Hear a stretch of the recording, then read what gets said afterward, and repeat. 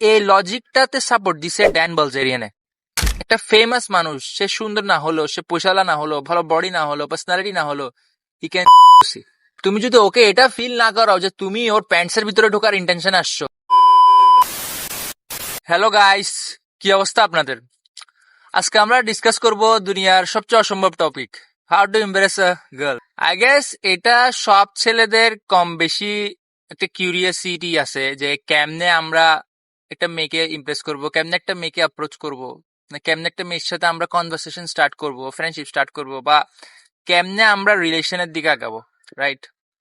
প্রথমত আমি একটা কথা বলি, কোনো মেয়েকে ইমপ্রেস করার যে ট্যাকটিক্স গুলো আমরা মুভিসে দেখি বা বিভিন্ন জায়গায় লাভ গুরুরা বলে যে যাই ওকে তারিফ করো, ও যা চাই ওকে তা দাও, ওর সাথে নাইসলি বিহেভ করো, ওকে রানীর মতো রাখো, বিশ্বাস করো কোনো মেয়ে এগুলো চায় না ব্রো।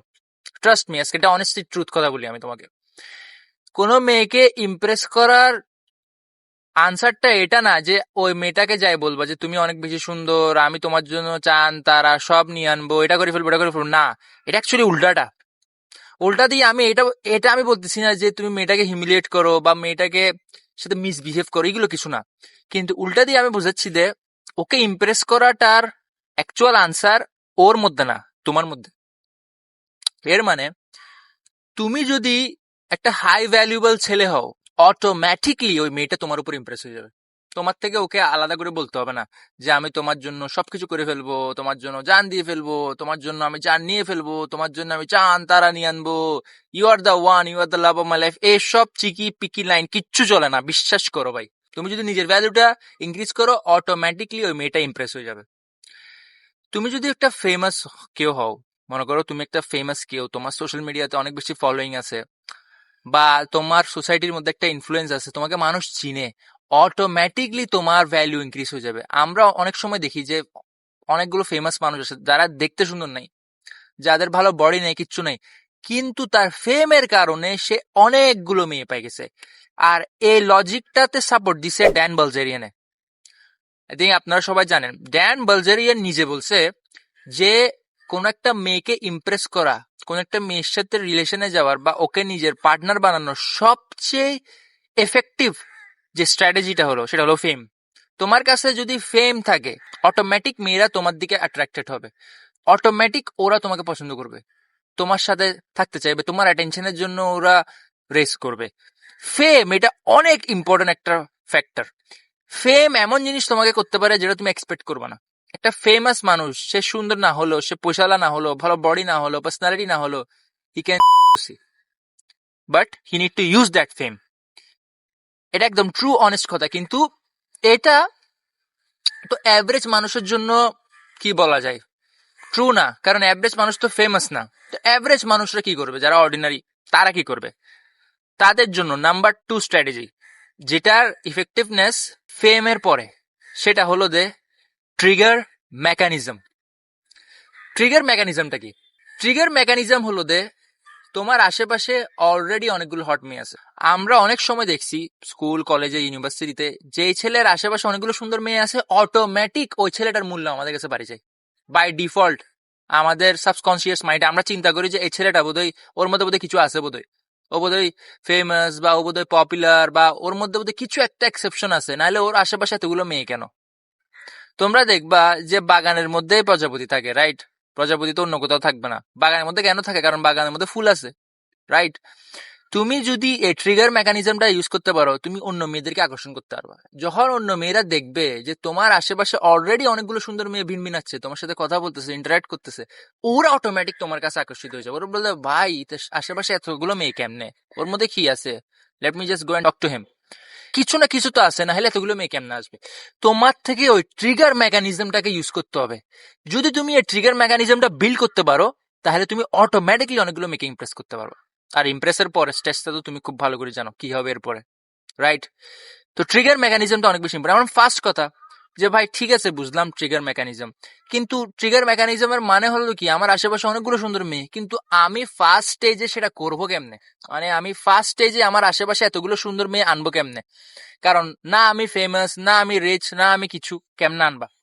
অনেক বেশি সিম্পল এটা, just go and talk to girls. Normal.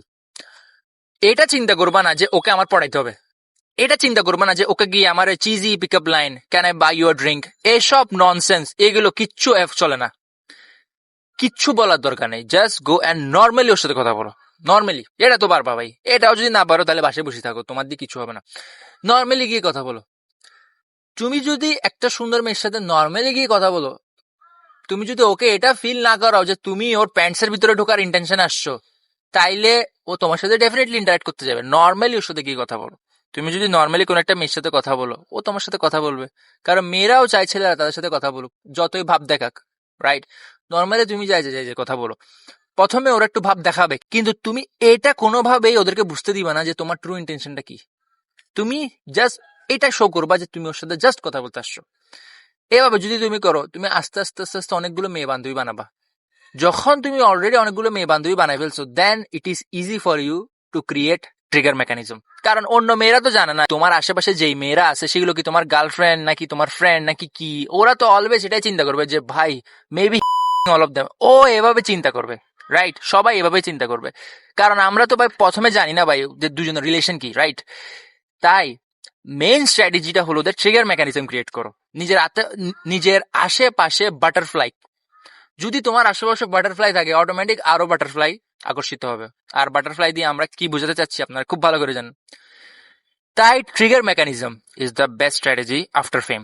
যদি তুমি ট্রিগার মেকানিজম ক্রিয়েট করতে পারো, তুমি অটোমেটিক মেয়েদেরকে ইমপ্রেস করে ফেলতে পারো। আর 3 নাম্বার স্ট্র্যাটেজি, যেটা ট্রিগার মেকানিজমের পরে সবচেয়ে বেশি ইফেক্টিভ, সেটা হলো তুমি নিজেই। অর্থাৎ যদি তুমি স্ট্রং হও, যদি তুমি রিচ হও, যদি তোমার ভালো পার্সোনালিটি থাকে, যদি তোমার ড্রেস আপ সেন্স ভালো থাকে, যদি তোমার কথাবার্তা ভালো থাকে, এগুলো অটোমেটিক মেয়েদেরকে ইমপ্রেস করে ফেলবে। তোমার থেকে এক্সট্রা করে ওকে বলতে হবে না দেখ you look like Miss Universe, এসব ননসেন্স কিচ্ছু বলতে হবে না। যদি তোমার মধ্যে অটোমেটিক এসব জিনিস থাকে, তোমার মধ্যে যদি ভালো পার্সোনালিটি থাকে, তুমি যদি কথা বলতে পারো সুন্দরভাবে, তুমি যদি চোখে চোখ রাখে কথা বলতে পারো, তুমি যদি প্রতিবন্ধীর মতো রিটায়ার্ডের মতো বিহেভ না করো, যদি তুমি কোনো কিছু ফোর্স করার চেষ্টা না করো, যদি তুমি ডেসপারেসি না দেখাও, মেয়েরা খুব তাড়াতাড়ি স্মেল করে ফেলে একটা ছেলের ইন্টেনশন। তো তুমি যদি ডেসপারেট থাকো, কোনোদিনও হবে না। You need to stay calm. তোমার টার্গেট হলো তোর সাথে জাস্ট কথা বলা, তোমার কনফিডেন্স বুস্ট হবে। যদি তুমি এটা শো করো যে তোমার অ্যাকচুয়াল এম হলো ওর সাথে থাকা, ওকে পার্টনার বানানো, ওর গার্লফ্রেন্ড বানানো, she will leave you bro. বাটারফ্লাইকে ক্যাচ করতে গেলে তারা যাবে, build a garden, they will come to you. তুমি নিজেকে যদি আপগ্রেড করো, তুমি ইজিলি একটা মেয়েকে ইমপ্রেস করে ফেলতে পারবা। এতদিন আমাদেরকে শেখাচ্ছে মুভিসে বা বিভিন্ন গুরুরা যে মেয়েদেরকে ইমপ্রেস করার অ্যাকচুয়াল স্ট্র্যাটেজি হলো যে ওই মেয়েটাকে গিয়ে কিছু করা, মেয়েটার জন্য কিছু করা, মেয়েটাকে কিছু বলা, মেয়েটাকে কিছু গিফট দেওয়া। বিশ্বাস করে এগুলো না, এগুলো রিলেশনের পরে বা তোমরা একটা স্টেজে পৌঁছে গেছো, দেন বিগিনিং এ এভাবে হবে না। মনে করো তোমার girlfriend, then it's something else. ওকে কিছু গিফট দেওয়ার বার্থডেতে বা ওকে কোনো জায়গায় ঘুরাইতে নিয়ে যাও, এসব কিছু ঠিক আছে, কিন্তু এগুলো রিলেশনের পরে। কিন্তু এট দ্য বিগিনিং এ এসবগুলো চলবে না। বিগিনিং এ যে 3টা স্ট্র্যাটেজি আমি বলছি, ওই 3টা স্ট্র্যাটেজি অনেক বেশি ইফেক্টিভ। এই 3টা স্ট্র্যাটেজিকে যদি তোমার থাকে, নাম্বার 1, যদি তোমার কাছে ফেম থাকে, you will definitely get, trust me. Famous ছেলের আশেপাশে সবাই থাকতে চায়। Fame is the number 1। ফেমের পরে attraction trigger, which is trigger mechanism, and number 3 obviously your personality. এগুলো যদি তোমার সেট থাকে, আর এগুলো কিন্তু এত বেশি কঠিন না। তুমি যদি ফেমাস নাও তুমি হও, বাট ট্রিগার মেকানিজম যে কেউ করতে পারে। আর 3 নাম্বারটা, তোমাকে তো নিজেকে অবভিয়াসলি বানাইতেই হবে ভাই, তোমার তো অবভিয়াসলি নিজেকে আপগ্রেড করতে হবে, নাহলে তুমি পাবো না। দুনিয়ার মধ্যে যেসব বিগেস্ট ক্যাসানোভা আছে, প্লে বয় আছে, ওদের মধ্যে অফকোর্স কিছু না কিছু আছে। নাম্বার 1, তারা ডেসপারেট না ভাই, দে ডোন্ট চেস, তারা চেস করে না।